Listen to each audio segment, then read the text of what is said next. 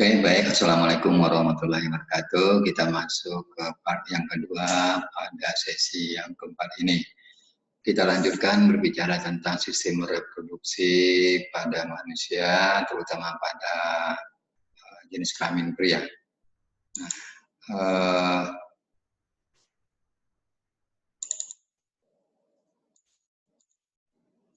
Kita lihat ketika spermatozoa setelah diproduksi di testis, nanti tentu akan disalurkan melalui beberapa ductus tadi atau saluran. Nanti diawali dengan ductus epididymis, kemudian masuk nanti ke ductus vas deferens, kemudian baru menuju ductus ejaculatorius.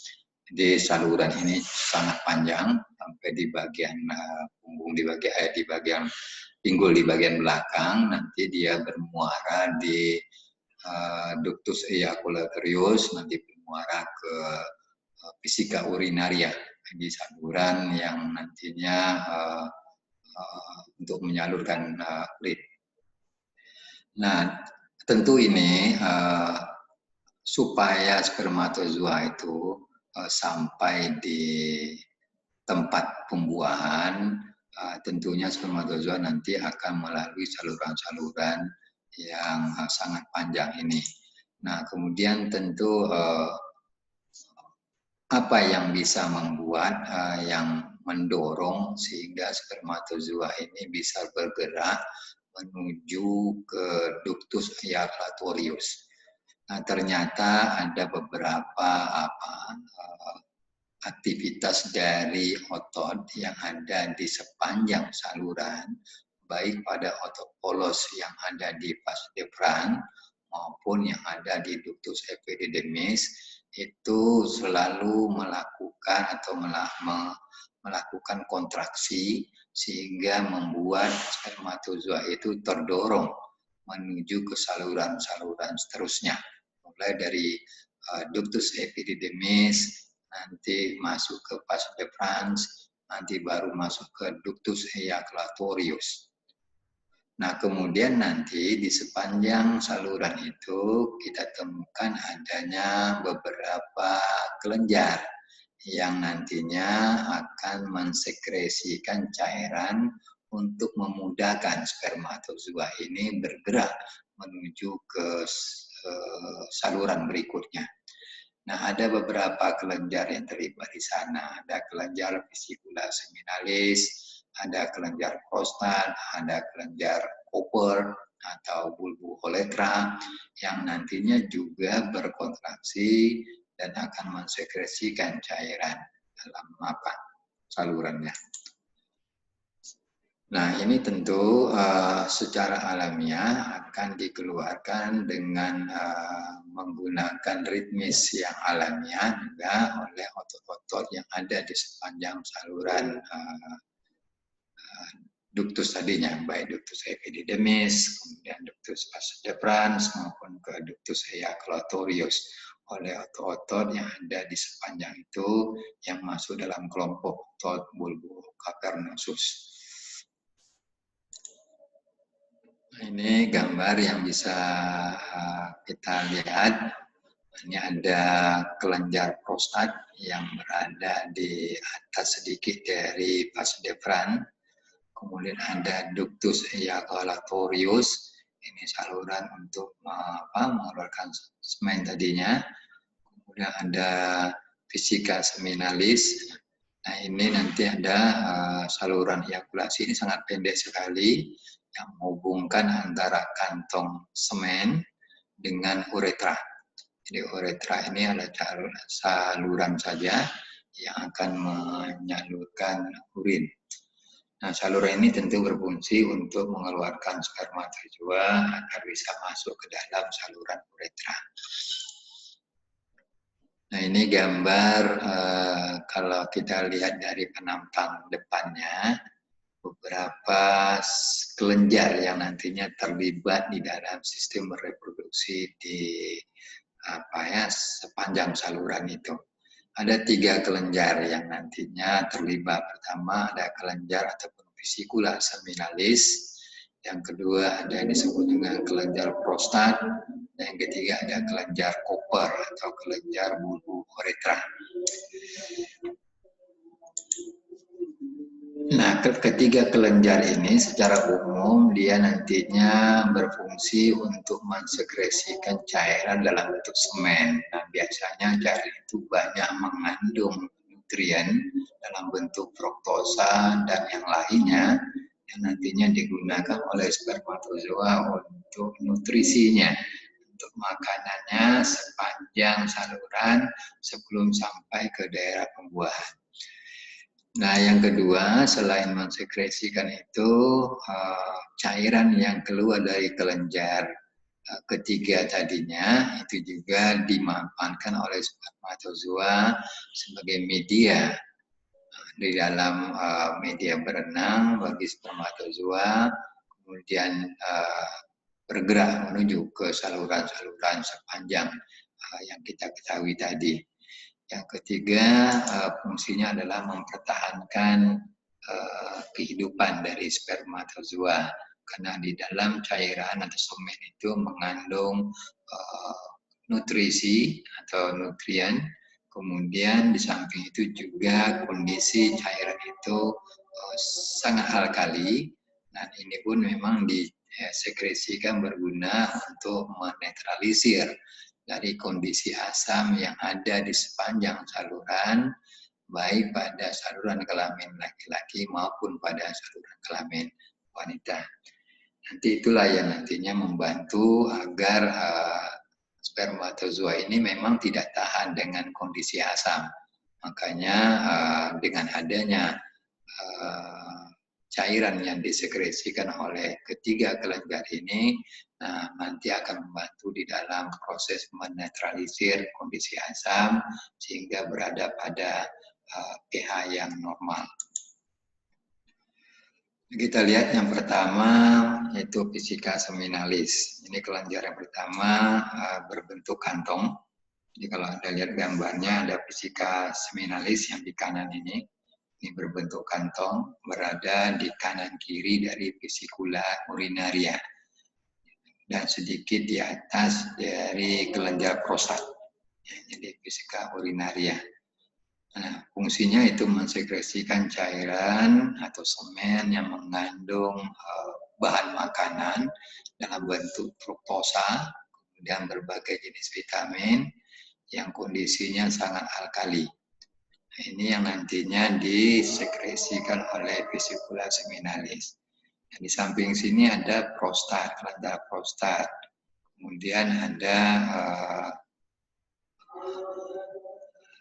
ductus eiaculatorius, ini ada saluran untuk pengeluarannya. Kemudian ini ductus deferens, vas deferens. Kemudian ini uretra. Nanti baru dia dikeluarkan. Yang kedua,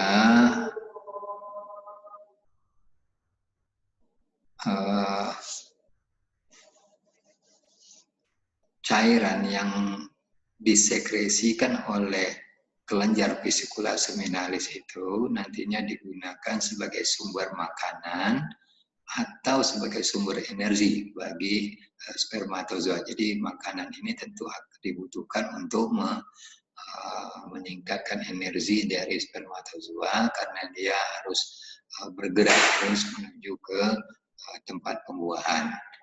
Nah, Vesica seminalis ini cairannya akan menyumbangkan sekitar 60% atau 2/3 bagian dari cairan yang terkandung di dalam semen itu. Yang kedua ada kelenjar prostat. Jadi kalau Anda lihat gambar, jadi kelenjar prostat agak berada di bawah dari Vesica seminalis. Jadi inflammation of prostate gland, ini kelenjarnya. Ini ductus epididymis. Nah, kelenjar prostat berbentuk semacam seperti kacang kenari, jadi ukurannya sebesar kacang kenari yang terletak di dalam panggul, tepatnya di bawah vesikula urinaria atau kantung kemih. Jadi di bawah vesikula urinaria, nanti di situ posisi dari kelenjar prostat. Nah, kelenjar prostat ini hanya ditemukan tentu pada jenis kelamin pria tidak kita temukan pada wanita. Nah, fungsinya untuk mensekresikan cairan atau semen yang hampir mirip dengan vesicula seminalis tadi, itu mengandung fosfolipid, kemudian garam-garam alkalis yang pH-nya basa, yang ada nantinya di dalam uretra. Nah, nutrisi untuk spermatozoa dan menetralisir asam juga nanti dilakukan oleh cairan yang dikeluarkan oleh kelenjar prostat, baik pada saluran uretra maupun pada saluran yang menuju ke saluran kelamin wanita. Nah, di samping itu kelenjar prostat ini juga membantu di dalam menutup saluran kemih, saluran urin saat ejakulasi terjadi, agar cairan spermatozoa itu tidak masuk ke dalam kantung kemih. Jadi buka katup itu nantinya dibantu oleh kelenjar prostat. Yang ketiga, bulbouretra atau kelenjar koper. Kelenjar koper atau bulbouretra ini terdapat sepasang juga yang terletak di belakang samping dari urogenitalia, di bawah sedikit dari kelenjar prostat. Jadi bulbouretra juga termasuk dalam kelompok kelenjar. Nah, kelenjar ini atau kelenjar koper ini menghasilkan atau mensekresikan cairan preseminalis atau cairan praejakulasi yang biasanya transparan bentuknya dan tidak berwarna. Nah, ini biasanya keluar dulu sebelum terjadinya proses ejakulasi. Itu yang dihasilkan oleh kelenjar bulbouretra. Nah, sifat cairan dari koper ini yaitu bersifat alkali, sama dengan vesicula seminalis, sama dengan cairan yang disekresikan oleh prostat, yang nantinya berfungsi untuk membantu di dalam melubrikasi bagian saluran dalam dari uretra agar lebih memudahkan dilalui oleh spermatozoa.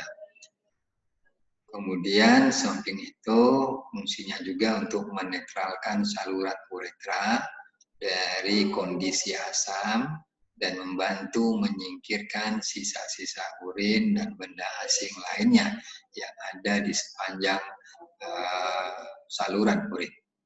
Ini fungsi dari bulbouretra atau koper kelenjar. Kemudian di samping ada kelenjar yang terlibat di dalam sistem reproduksi pria, kita melihat sebenarnya alat reproduksi ataupun organ-organ reproduksi pada laki-laki ini secara keseluruhan sebenarnya tergantung dengan sistem kerja hormon yang nantinya akan merangsang atau mengatur dari aktivitas sel-sel ataupun organ dari sistem reproduksi kita. Nah, ada 3 kelompok hormon utama yang terlibat langsung nantinya di dalam sistem reproduksi itu. Yaitu yang kita kenal ada hormon testosteron, ada hormon FSH atau follicle stimulating hormone atau hormon perangsang, kemudian ada luteinizing hormone atau hormon LH. Nah, masing-masingnya kita lihat kalau hormon luteinizing atau luteinizing hormone ini nantinya difungsikan untuk merangsang sel-sel interstitial Leydig. Jadi fungsinya untuk merangsang sel-sel interstitial Leydig agar dapat melepaskan testosteron di dalam membantu proses pembentukan spermatozoa atau disebut dengan proses spermatogenesis. Yang kedua ada hormon perangsang folikel atau follicle stimulating hormone. Nah, fungsi hormon ini dalam sistem reproduksi yaitu untuk menjaga keberlangsungan dari proses spermatogenesis. Jadi proses pembentukan atau produksi spermatozoa ini sangat tergantung dari hormon FSH. Nah, di samping itu, follicle stimulating hormone ini juga akan merangsang atau berfungsi untuk merangsang perkembangan ataupun pertumbuhan dari tubulus seminiferus yang ada di testis. Yang ketiga ada hormon testosteron. Nah, hormon ini disekresikan oleh sel-sel ledik. Sel-sel ledik yang terdapat di antara tubulus seminiferus yang ada di testis organnya. Nah, ini difungsikan nantinya di dalam perannya terhadap proses pembelahan sel-sel kelamin ataupun pada pembelahan meiosis. Saya kira itu untuk part yang kedua.